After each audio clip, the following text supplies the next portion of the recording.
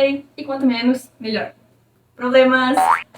Eu sou Julia Trigo, do Projeto Educação, e nesse vídeo eu vou falar um pouco para vocês sobre hipóteses. E o que elas têm a ver com problemas.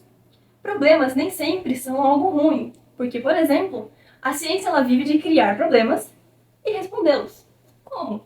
Como que a ciência pode responder a esses problemas ou buscar alternativas de solução para eles? Através de hipóteses, porque hipóteses são possíveis respostas para um problema em questão, em estudo.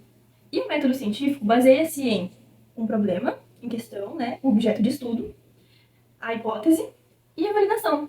A validação, no caso, da hipótese. Porque através de estudos prévios, para poder tentar pensar em hipóteses nesse problema, é preciso ter uma revisão bibliográfica, que eu expliquei também no outro vídeo, se debruçar sobre o problema, estudar sobre o tema, e a partir dessa reflexão de estudo, ter uma ideia, que no caso seria tipo uma hipótese. A hipótese seria então uma possível resposta que eu vou colocar em prática, não necessariamente em prática no sentido literal, para saber se ela condiz com o problema, se ela é positiva ou negativa. O importante é que toda vez que existe uma hipótese, ela tem que ser provada, ela tem que ser validada. Não necessariamente ela tem que ser positiva, mas ela tem que ser colocada à prova. Bom, um grande exemplo de hipótese e de perseverança é o médico húngaro Ignaz Samuels, que em 1946 descobriu a importância de lavar as mãos. Dá pra acreditar, não era um hábito na época, muito menos em hospitais, lavar as mãos. Assim, ele, em 1846, assumiu 2 hospitais em Viena. E em um hospital tinha maternidade, no outro também, só que no outro também tinha necrotério, que na época era chamado de casas de morte.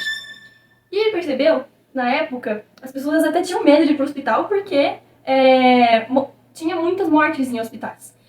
E ele foi pensar, estudar sobre esse problema. E ele percebeu que tinha muito mais mortes onde tinha necrotério também. E ele queria pensar e solucionar esse problema. Então, ele percebeu, pensou, refletiu, analisou e ele teve uma hipótese. A hipótese dele foi: eu acho que o ar, pela qualidade, pelo tipo de ventilação, está afetando nessas mortes que estão causando a febre puerperal, que era o que estava acontecendo na época. Era uma febre depois do parto.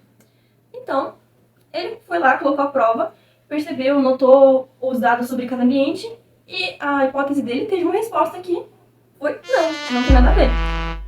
Não é o ar que está causando as mortes, porque nos 2 lugares tinha a mesma qualidade de ar. Então, ele pensou em outra hipótese. Ele percebeu, ele sabia, ele tinha dados de que no hospital que tinha mais mortes era porque também tinha necrotérios.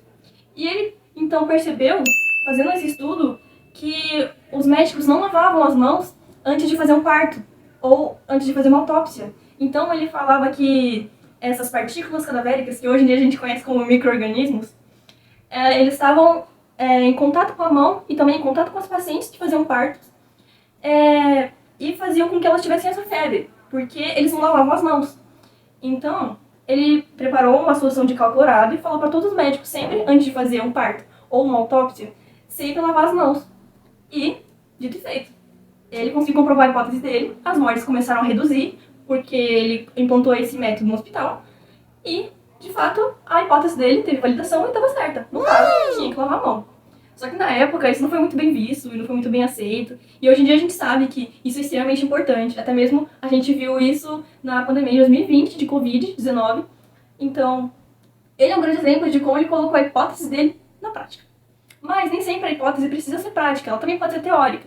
Porque quando você tem um projeto de pré-iniciação científica, eu sei que alguns projetos já têm essa hipótese, mas outros não. Então, para elaborar esse tipo de hipótese, elas podem ser teóricas ou práticas, que envolvam, por exemplo, teóricas, apenas estudos bibliográficos e sites sobre a relação da mortalidade infantil com a fome, se isso tem alguma coisa a ver, e colocar em prática, no caso, essa hipótese. Se a hipótese é a mortalidade infantil acontece em locais que têm mais fome, então, através desses estudos, eu posso verificar se isso é verdade ou não.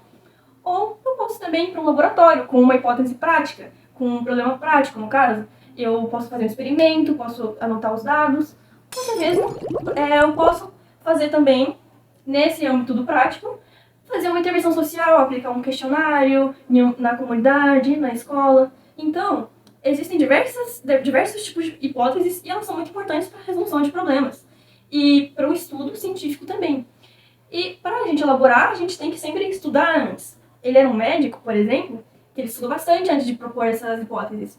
E ele pesquisou, foi atrás, percebeu que a hipótese, algumas não estavam certas, outras estavam. Então, o importante é sempre buscar conhecimento. E é isso que eu peço para vocês. E deixo o encerramento do vídeo aqui. E muito obrigada por terem assistido. Vão estudar!